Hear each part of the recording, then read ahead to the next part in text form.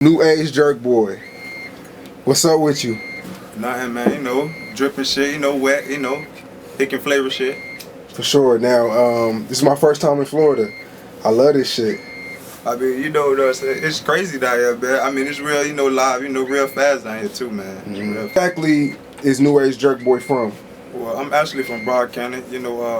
Fort Lauderdale, actually, a small hood called Town, but they call it the 200. It's real poor. I grew up.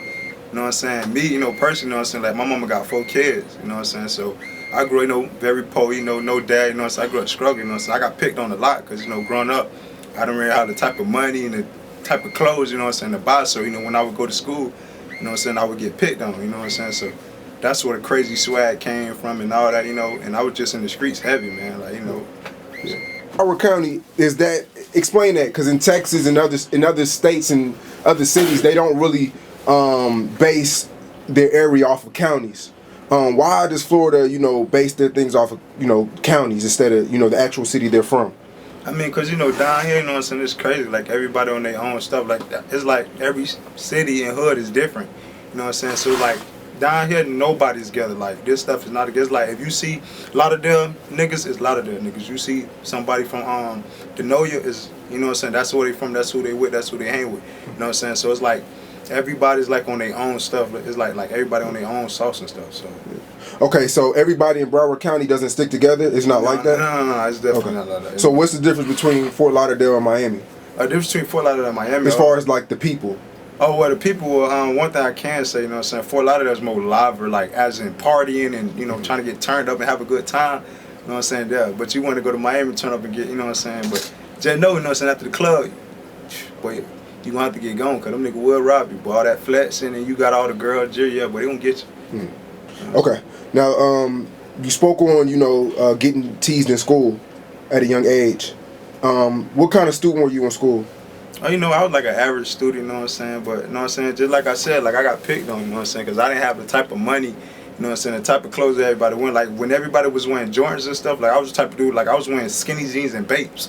And Vans, because I always been like attached to more like the skater world, but I still was in the streets. Like I had white homeboys who stayed in Cold Spring. I used to go there with them all the time, hit, lit, smoke, skateboard, then I'd be in the hood. So I was always, just a different type of person, and that made it hard for me growing up in the hood, me dressing how I dress, skateboarding, it's like, come on man, these niggas went with that, like you gotta go, and I had to prove a point, so I proved it. Right, so you feel as though because you look different, people will try to test you? Yeah, they always try to test me, but I mean, just like I said, I'm from Lauderdale, I'm from Town, so anybody know Lauderdale and Town, it's crazy, man. Like you go around my city and just ask about, man, I've been out here, I used to pop checks, so I used to break into houses, like that's how I used to get my money, because I wasn't working, I dropped out in the 10th grade, bro. So I had it hard. It wasn't no, go get a job, nigga. We looked up to the dope boys and the check boys in my hood. Those was the superstars to us. That's who we looked up to. They had the foreign cars, all the money, the jewelry. So that's what I wanted. Yeah. Okay, so 10th grade, what made you decide to drop out of school? Basically, I was in and out of jail. I was in and out of juvenile detention heavy, man. Because, I mean, just like I said, like my mom didn't have the money, so I couldn't really go to school like that because, I got picked on and it really took a toll on me. Then the neighborhood I lived in, it was crazy, bro. It's like niggas was getting shot at the bus stop. So like, nigga, damn, like it was like you couldn't even go to the bus stop to even get on the bus to go to school. You was getting shot, bro. It's like you ain't from around there, them boys gonna get you. You know what I'm saying? So you eventually just stopped going? Yeah, I eventually stopped going. It's crazy at my school. Like my first year, actually my first 9th grade year, this girl named Marada, she got killed. You know what I'm saying? Like she literally got killed at the school. I was there, like literally. Then that next month, another kid brought a gun to school. You know what I'm saying? So it was real crazy, man. Right. Okay, so how did you break the news to your mom that you wasn't going to school no more? I really didn't. I mean, she already kind of knew, because I was like the, like the black sheep in the family. I was like a little weird one, like, Jerkboy gonna do what he want to do. You know what I'm saying? Like, I was just like, fuck everybody, I don't give a fuck. You know what I'm saying? I'm gonna do me. So, she didn't really care. She just like, you gotta get some money, nigga. You ain't finna be staying up here sleeping here for free. So, the streets I was. Okay, you dropped out of school. What was the ways of NewAge Jerkboy getting money? How was you getting your income? You know what I'm saying, how I used to get my money, you know what I'm saying, was, we used to pop checks, basically do fraud, you know what I'm saying, we would get people, social, ID, you know what I'm saying, and we would do whatever and, open up accounts and get, money like that, order stuff in their name and, just cash out in the streets. I was breaking into houses a lot. What I'm saying? I was young, so I didn't give a fuck, but it all caught up to me, and I did a little time. I actually did a year and a day. No, I actually did a year and 2 months. Actually, what I'm saying, when I was 18, they tried to, I was about to go to prison, actually, but since I was 17 when I caught the charge, they sent me to a little YO camp. It's like a level 10. It's basically like a low prison right before you go to prison. So basically, once you turn 20, you go in that door. So I did a little time in there, Okay, so you used to crack cards and break into people's houses. How much money do you think you made total doing both of those gigs? I mean, damn, total.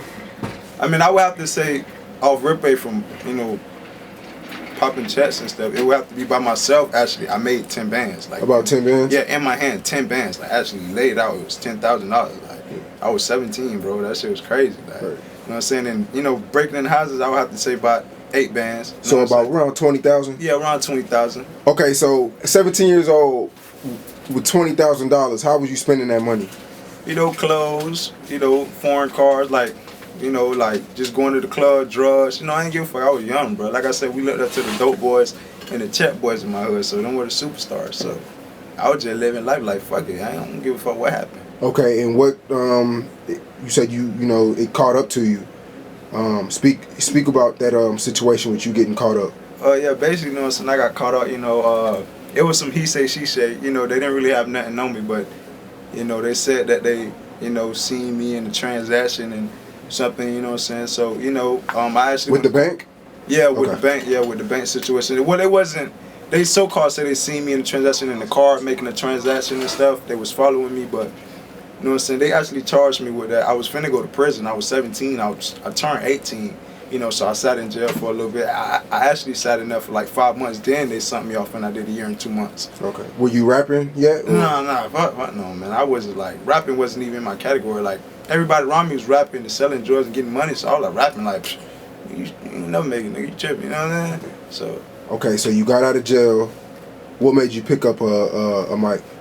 Well, actually, I actually picked up a mic, man. This was crazy because I wasn't even into music, man. It was crazy, but the first time, like, cause I was always like into music, but as in making music, that was never me. Like, I was out to get money, like, you know what I'm saying? But I actually was on Facebook, you know what I'm saying? And you know what I'm saying? Like I said, I was getting money, was out here flexing, you know what I'm saying? And I ran into Kimo the Eagle, which is, I don't know if you know the song Wig with Legacies.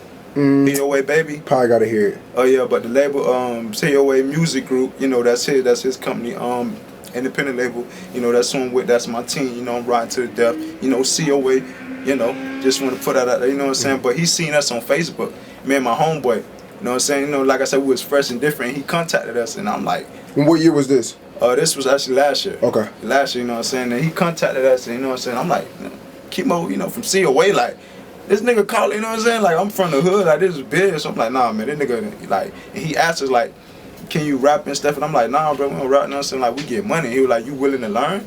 And I'm like, yeah, you know what I'm saying? And that next day, man, this nigga was at my house in all white like a fucking angel. You know what I'm saying? So that shit was crazy, bro. Like, I'm like, what the fuck? Like, nigga, Kimo the Eagle, like, bro, you gotta understand, bro. I'm from Tater Town, bro. I'm from the hood, bro. It's hard where I'm from. Niggas don't make it. Niggas die every day. All of my homeboys are in jail, bro, or locked up or dead. So it's like, I ain't got nothing left. So when this dude showed up at my doorstep, like, I'm willing to teach you to learn how to rap and make it, because I see something in you, I'm like, you serious? Like, you know what I'm saying? So we went to the studio, you know what I'm saying? And like I said, it started off, it was me and my homeboy, you know what I'm saying, Maine, you know what I'm saying? It was him. Then we added another member named Bush, Kid Bush, actually. He's still on the label. He rap with us and stuff, you know what I'm saying? But he's a solo artist, and we started a group called NewAge Rockstars. And we actually went viral on Facebook, twice on Facebook, and we started the music and stuff.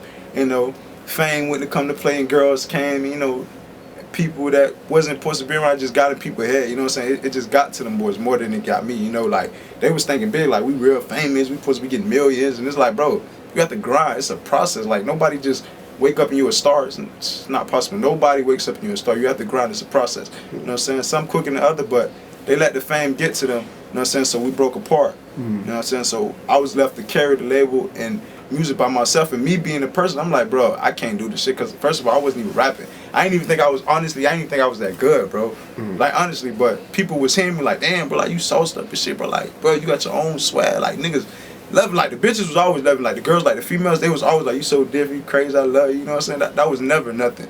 Like, that was, you know what I'm saying? So when the fame came into play, it was like, this been here, bro. What money? You know what I'm saying? I'm trying to get this money. I got family feed. So I was saying, basically, like, if I don't make it, it was like, you know what I'm saying, this all we got. Like, bro, I'm gonna be dead in prison. Like, ain't no ifs and buts about it. Like, music, this keep me out the street, bro. Like, when I met Chemo the Eagle, bro, this music stuff really, he took me out the streets, bro. You feel me? And that shit, like, really touched me a lot. So, you know what I'm saying? So once that happened, my homeboy, Hot Boy Christopher Nelson, he died.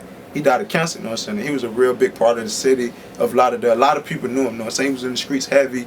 So when he died, you know what I'm saying? I'm like, damn, like, fuck everything. Fuck this music, nigga. My nigga just died. These niggas done, you know what I'm saying, robbed my nigga before he died. We gotta get these niggas, you know what I'm saying? That's just how I felt, you know what I'm saying? So it was crazy. But at the same time, you know what I'm saying, I had the ego and I had people tell me, like, man, you need to take this music. You know what I'm saying? So when he died, that really touched me. And before he died, he was like, bro, you need to take off.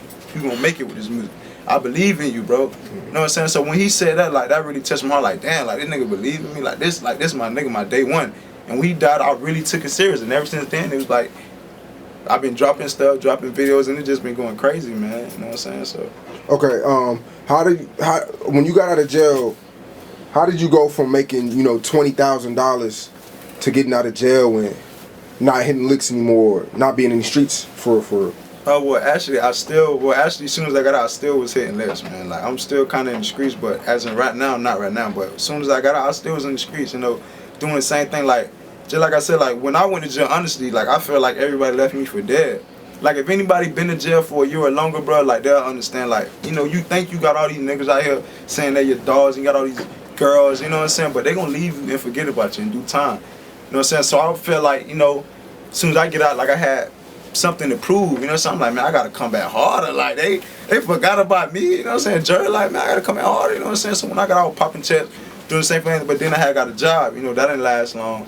You know what I'm saying? Cause the type of person I ain't taking bullshit from nobody. I'm a boss. I'm a king, bro. Like, you gonna respect me how you respect your daughter or your mom or your cousin, you know what I'm saying? So it's like, I was getting to it, you know what I'm saying, at the job I was at, so that wasn't working, you know what I'm saying? So, you know, the music just been helping out a lot, you know what I'm saying? Keeping money in my pocket, keep it going from features. I've been doing a couple of features, you know what I'm saying? Doing a, you know, a few shows, you know what I'm saying, here and there, you know, but, you know,